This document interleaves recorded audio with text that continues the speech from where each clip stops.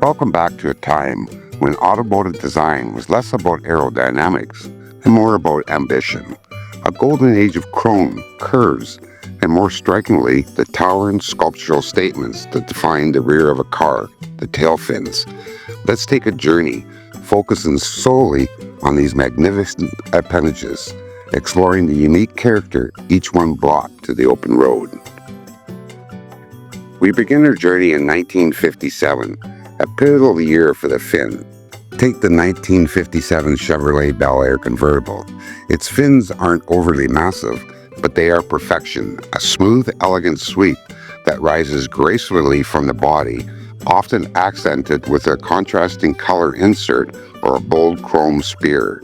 They suggest motion, even at a standstill, a streamlined ballet of steel and light, tapering to a refined point, embodying the air's forward momentum.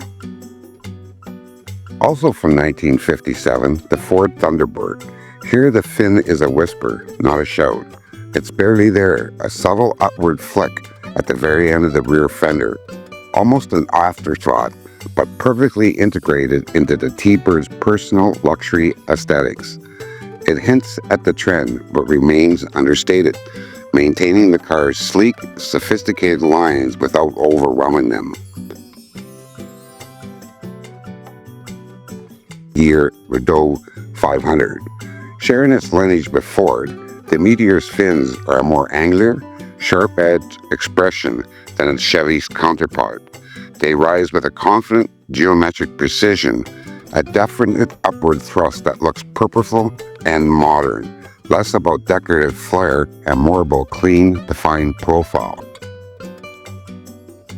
Roll back just a touch to 1955 for the Ford Thunderbird. It's the 57 T-Bird's fin was a whisper, the 55's is almost silent. Its beautifully rounded rear fender with just the bare suggestion of an upward curve indicate where a fin might one day be. It's an embryonic, a sleek, organic part of the fender, proving that even nascent fins could be elegant. Now prepare for the dramatic shift. It's 1958, and we're looking at the Chevrolet Impala. The fins here are spread wide, almost outstretched wings, dipping slightly in the middle, creating a distinctive gull wing or bat wing effect. They are no longer just vertical accents, but broad, horizontal statements, giving the Impala a powerful, grounded stance, even as they reach for the sky at their outer edges. But let's talk fins. One car often reigns supreme, the 1959 Cadillac Coupe de Ville. This wasn't merely a fin, it was a monument, towering, razor-sharp, often over a foot high from the body. These chrome-laden masterpieces soared skyward, frequently topped with a dual bullet taillights mimicking jet afterburners. The 59 Caddy fin was an audacious, unparalleled statement, pure and unadulterated American exuberance and optimism taking flight.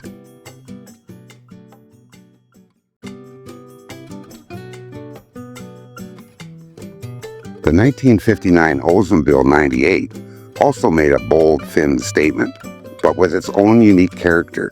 Its fins were broad and flat, running almost horizontal before flaring upward at the very rear. They created a distinctive shelf or eyebrow over the taillights, a powerful wide stance that emphasized luxury and stability rather than pure vertical thrust. Forward to 1960, and the Chevrolet Impala still carried fins, but with a clear sign of the trend turning. The 60's Impala fins are slightly reduced from the 59's dramatic spread.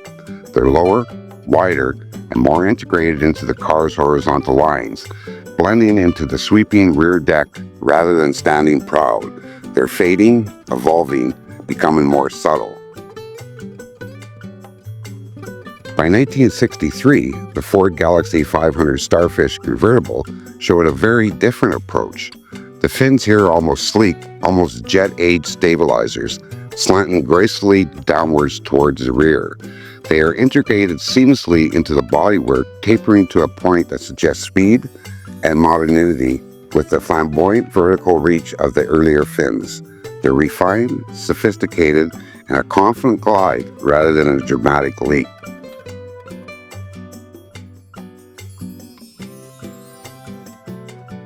And finally, to 1964, exemplified by the Cadillac Coupe de Ville. The fins, while still present, are now considerably subdued. They are broad, low, and incorporated into the rear shoulders of the car, forming a powerful horizontal line that tapers elegantly. No longer reaching for the sky, they provide a sophisticated, powerful backdrop to the taillights, signifying the end of an era while retaining a touch of that classic Cadillac grandeur. From whispers and screams, from subtle suggestions to towering declarations, the tailfin was more than just a design element. It was a symbol of an age, of post-war optimism, of the space race, of American ingenuity and a boundless sense of future. These fins, all in their glorious variations, remain a testament to the time when cars were truly ruling works of art, defined by their unforgettable rear profiles.